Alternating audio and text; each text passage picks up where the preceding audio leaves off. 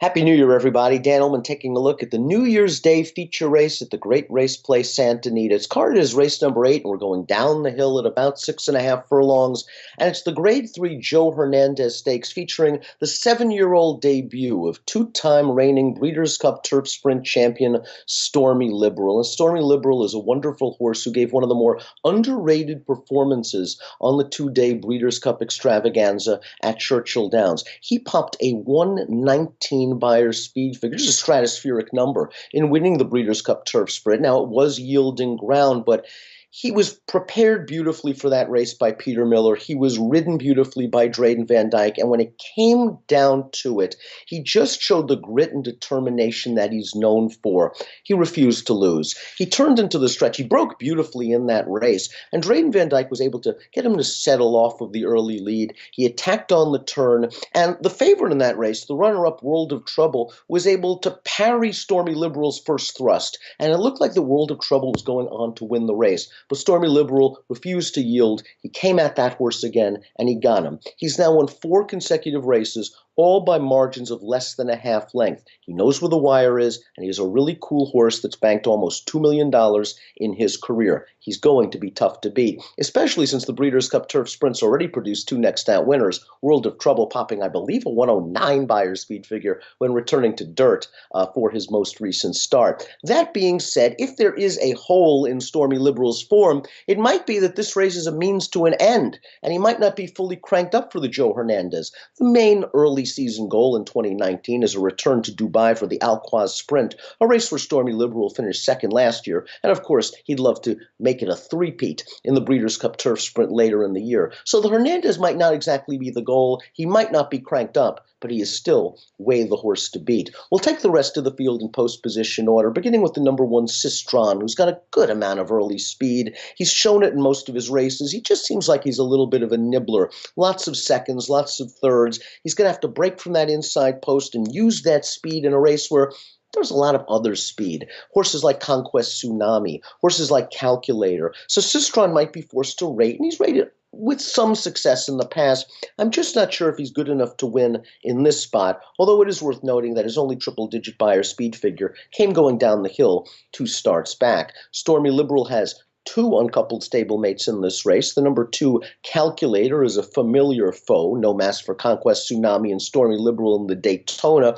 But this horse last time out came off of an elongated layoff and ran a crackerjack race going 5 furlongs at Del Mar. He ran second to the rejuvenated Eddie Haskell by coming from off of the pace. This is a horse that early in his career had trouble getting out of the gate. Then he would be rank and he would pull. And I wonder if Calculator, as he's matured, has learned to sit just off the pace. He still has the ability to go to the front, but I think that's Conquest Tsunami's role for the Miller barn in this race. Calculator, Flavien Prat won't be too far away, and he can certainly improve in his second start of the form cycle. Number 4 is a Fleet Ascent, and I like cutbacks going down the hill, and a Fleet Ascent tried a mile last time out in the Let It Ride Stakes, and he didn't run very well. The third-place finisher, Calyx Man, did come back to win on dirt with an 88 Buyer and an optional claiming race. A Fleet Ascent has done well turning back on the downhill turf course in the past. He won 2 starts back, swinging 4 wide into the lane to beat optional claiming horses. I still think it remains to be seen whether he is a true graded stakes type,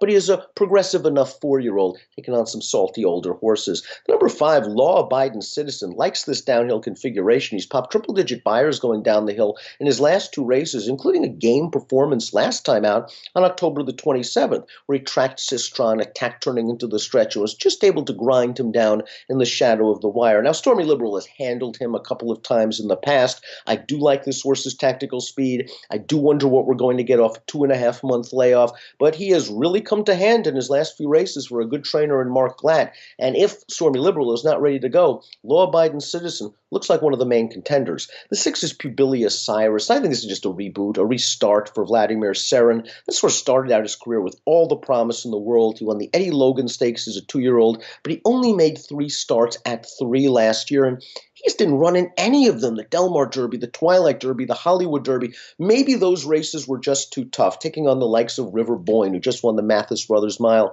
on opening day of the Santa Anita meet with a 95 Buyer, but Publilius Cyrus hasn't shown any run. He's going to turn back in distance. I don't think we'll see the speed that he's shown in his last two. I think they're going to try to save that for the end. If you can remember what he used to be, Publilius Cyrus can get a piece of this, but I got to see one before I back, even at nice price. The 7 is Conquest Tsunami, who has beaten Stormy Liberal going down the hill in the past. That was in the Grade 3 Daytona back in February of 2018, where he sped to the lead and went gate to wire. 2 starts back, it took everything Stormy Liberal had pretty much to take down Conquest Tsunami. Conquest Tsunami had the lead in the stretch. Stormy Liberal, confidently ridden, came after him, and he got him by a head. I don't think Conquest Tsunami liked the yielding turf course on Breeders' Cup Day. You can draw a line through that race, especially when he broke from post 14 and couldn't get near his customary spot near the lead. I think he's going to be tight for this race. He's going to make the lead. He's going to be the one they're all going to have to catch. If you're trying to beat Stormy Liberal, not a lot of folks are going to do so. I'm going to take a stab with the 8, Caribou Club. Again, this horse might want a little more distance. I think his best distance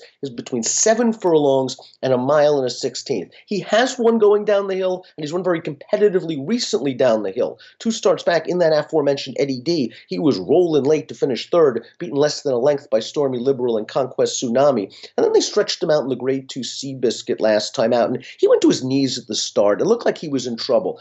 Joe Talamo didn't panic. He was able to save ground with this horse. He got out. There wasn't a straw in his path in the lane, and Caribou Club finished it off. He is in very good form for Tom Proctor right now. And if this pace is fast, and if the favorite is prepping for the Alcoa Sprint, I think Caribou Club is going to be primed cutting back in distance. And I expect him to make a late run. Maybe he'll nip Stormy Liberal, but I think you got to use both in multiple race wagers. I'll go 8, 3, and 5 in the Grade 3 Joe Hernandez Stakes, the main event on New Year's Day at Santa Anita. Happy New Year, everyone.